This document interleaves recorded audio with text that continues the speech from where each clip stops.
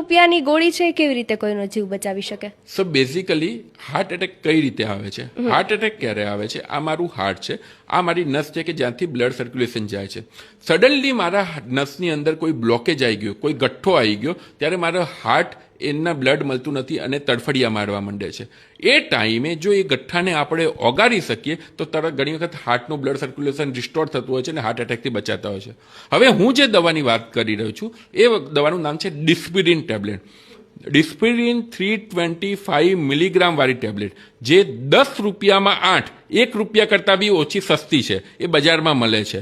એ લઈને તમારા કોઈ રિલેટિવના, તમારા કોઈ સગા સંબંધીમાં, તમારા મમ્મી પપ્પાના કોઈ પોકેટમાં રાખી મૂકશો અને જ્યારે બી કોઈ આવી ઇવેન્ટ થાય ત્યારે એને ઓગાળીને કે ચાવીને જો આપવામાં આવશે તો સ્ટડીઝ એમ કહે છે કે 30% લોકોના પેશન્ટની જાન બચી શકે છે. હવે આ ઇન્ફોર્મેશન કોઈને ખબર જ નથી, એ ટાઈમે બીજું 1000 અખતરા કરશે પણ આ વસ્તુ નહીં લે, એના લીધે લોકોની જાન જતી હોય છે. એટલે તમે બી આ વસ્તુ ધ્યાનમાં રાખજો અને આજે જ જઈને અમલમાં મૂકજો.